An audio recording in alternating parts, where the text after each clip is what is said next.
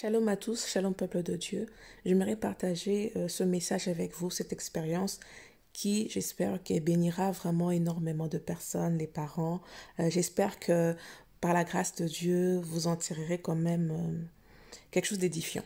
Voilà, dernièrement, un de mes enfants qui est rentré de l'école, lorsque j'ai fouillé son cartable, je regardais à l'intérieur, j'ai trouvé ce livre, Hexen rond Middernacht. Donc, c'est un livre qui parle de la sorcellerie, qui parle des sorciers à minuit, tout ça. Donc, dès que j'ai vu le titre, la photo, tout ça, je ne voulais pas que mon enfant puisse avoir à lire ce genre de choses. Donc, j'ai pris son agenda, j'ai écrit une note pour... j'ai laissé un message pour son institutrice. J'ai expliqué que je n'aimerais pas vraiment que mon enfant ait à lire ce genre de livre et tout. Heureusement pour moi, vraiment heureusement par la grâce de Dieu, elle était compréhensive, elle a dit il n'y a pas de souci, elle m'a répondu aussi, hein, il n'y a pas de souci, l'enfant peut vraiment choisir un tout autre livre. Voilà. Nous savons tous qu'en Europe, la sorcellerie est banalisée. Tout ce qui est occultisme, satanisme, tout cela est vraiment banalisé en Europe. C'est comme s'il y a même vraiment l'apologie du diable, hein. On cherche à mettre à l'accent sur le diable, à l'élever, à rendre tout banal pour que les enfants, la jeune génération, puissent penser que non, avoir accès à de telles pratiques, ce n'est pas du tout grave, ce n'est pas mauvais. Vous voyez, quand quelque chose est tellement banal, du coup, elle perd de gravité, on ne voit plus ce qui est de mal là-dedans. Justement, nous, les parents qui avons la foi, nous devons être plus vigilants. Nous devons être plus vigilants et surtout vraiment avoir le temps de discussion avec nos enfants. N'attendons pas seulement qu'il y ait un pasteur qui puisse parler à nos enfants à l'église, qu'il y ait des monitrices ou que sais-je encore, qui puissent enseigner nos enfants. Mais nous-mêmes, en tant que parents, nous devons être des premiers encadreurs spirituels de nos enfants. C'est très important. Et encore une fois, il y a une de mes filles qui rentrait de l'école, mais avec un bracelet à la main. Je demandais qu'est-ce que c'est. Elle me dit que c'est un bracelet de lutte contre l'homophobie. Alors, vu qu'elle a déjà parlé de l'homophobie et elle avait le bracelet en main, je me suis dit, bon, sûrement à l'école, vu qu'elle a déjà des bracelets en main, sûrement à l'école, ils ont pris le temps de leur parler de ça, de leur enseigner, mais je ne sais pas, moi, dans ma tête, je me suis dit, bon, je ne sais pas, c'est que les professeurs à l'école, les institutrices ont pu dire, c'est le moment que moi aussi, je puisse partager ma vision des choses avec ma fille. Donc, du coup, j'ai profité de cette situation-là pour ouvrir la discussion par rapport à l'homophobie. J'ai appuyé en disant que, bien évidemment, on ne doit pas être homophobe.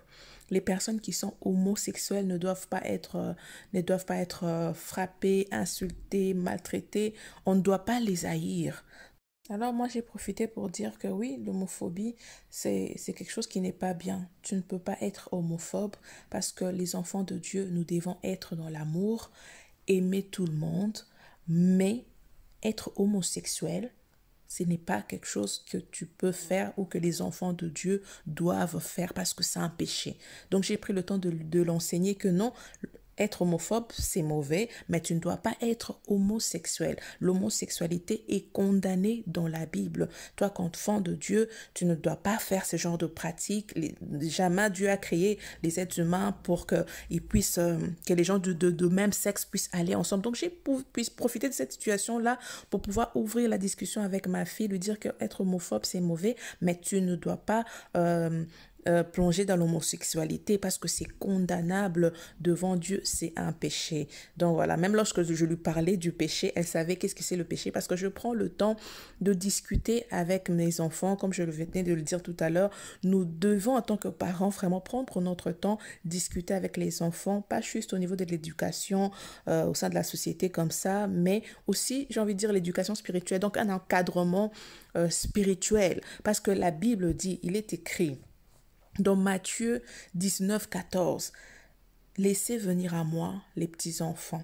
Ne les empêchez pas de venir à moi. Donc les enfants, nos enfants en fait, nous devons leur parler de Christ, nous devons leur montrer la voie. J'ai un de mes enfants qui a déjà accepté Christ à l'âge de 6 ans. À 6 ans, il avait déjà accepté Christ comme Seigneur et Sauveur. Et en plus, il était très enthousiaste de le faire.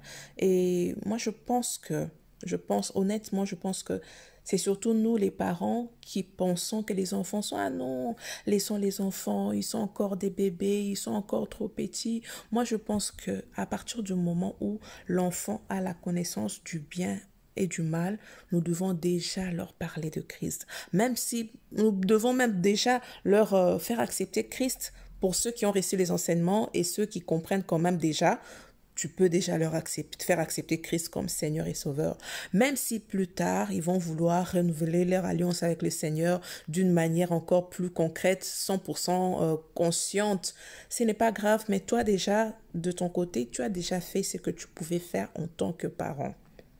C'est de notre responsabilité. C'est de notre responsabilité de vraiment d'encadrer nos enfants. Nous devons on doit les éduquer, oui. Genre, on s'assoit pas comme ça à table. On ne parle pas à la bouche pleine. On fait pas ci, on fait pas ça. C'est bien. Ce sont des très bonnes choses. Mais ne négligeons pas l'encadrement spirituel. C'est aussi de notre responsabilité.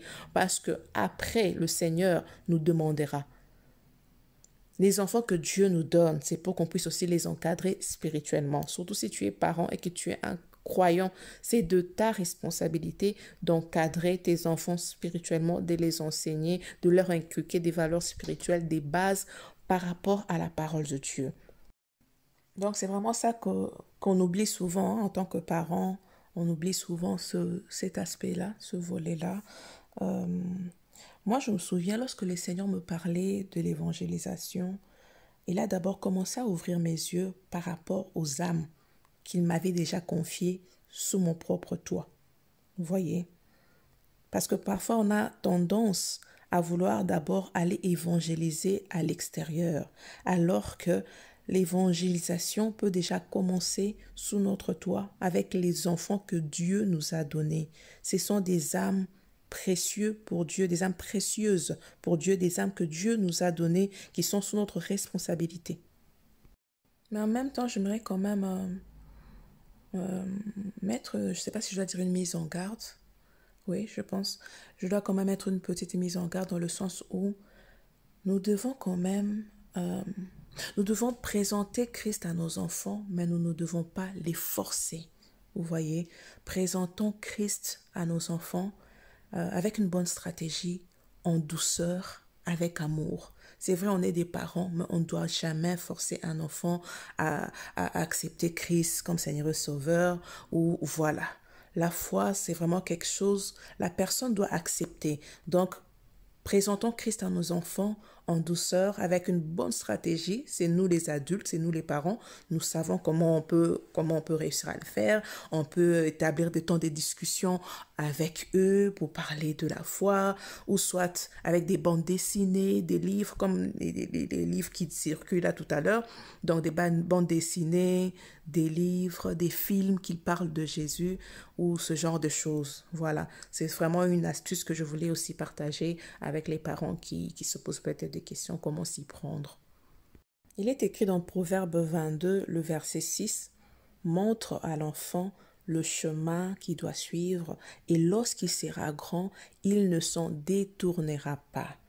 En tout cas, c'était l'édification que je voulais partager aujourd'hui avec les chers parents qui sont abonnés ici. Que le Seigneur vous bénisse abondamment. Et si Christ ne revient pas, on se retrouve la prochaine fois avec un autre message par la grâce du Seigneur. Soyez bénis.